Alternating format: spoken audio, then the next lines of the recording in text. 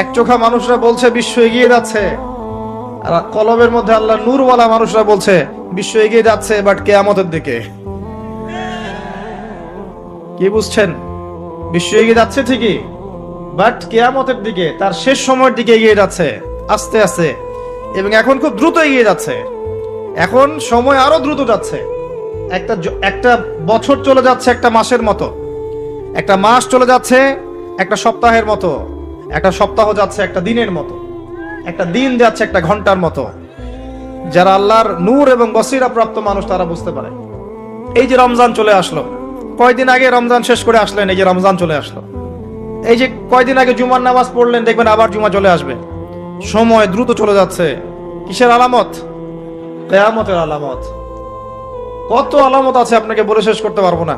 মহিলাদের সংখ্যা বাড়ছে, পুরুষদের সংখ্যা কমছে। এমন মহিলাদেরকে রাস্তায় দেখবেন যারা পোশাক পরেও নগ্ন হয়ে ঘুরছে। এদের সম্পর্কে নবীজি বলেছেন, শেষ জামানায় এক শ্রেণীর মেয়ে আসবে যাদেরকে আমি দেখি নাই, মানে 1400 বছর আগে এরা ছিল না। তাদের খাসলত কি? তারা কাপড় পরবে, নিসাউন কাসিয়া আরিয়া, কাপড় পরবে কিন্তু নগ্ন থাকবে। আপনি 200-300 বছর আগে এই মহিলাদেরকে দেখতে পারতেন না। লাস্ট 200-300 বছর আপনি দেখতে পারবেন, যখন থেকে পশ্চিমা বিশ্ব এই ওয়ার্ল্ডের দায়িত্ব নিয়েছে তখন থেকে।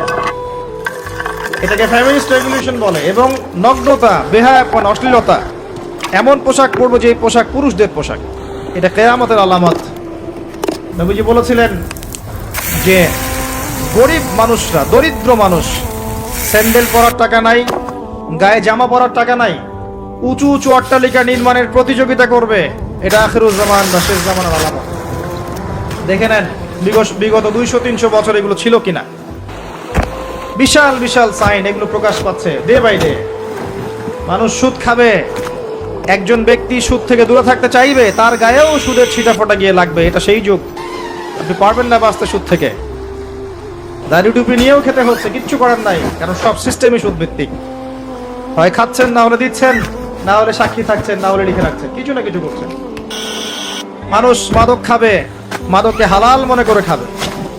মানুষ জেনা করবে, জেনাকে হালাল মনে করবে, হারাম মনে করবে। মানুষ হত্যা করবে, যাকে হত্যা করবে সে জানবে না কেন হত্যা করছে, আর যে মারা যাবে সেও বুঝবে না কি জন্য আমাকে মারলো। পিতামাতার সাথে দাস দাসীর মতো আচরণ করা হবে, পিতামাতার সাথে দাস দাসীর মতো আচরণ করা হবে। সম্পদের জন্য সন্তান মাকে হত্যা করবে, বাবাকে হত্যা করবে।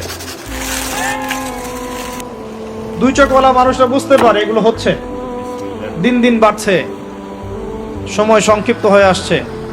আল্লাহ পাকের আযাব গজব বাড়ছে, আসমানি গজব বাড়ছে, জমিনের বালা বাড়ছে, ভূমিকম্প বাড়বে, ডে বাই ডে ভূমিকম্প বাড়বে। এবং 3টা বড় বড় ভূমিকম্প অপেক্ষা করছে আমাদের সামনে।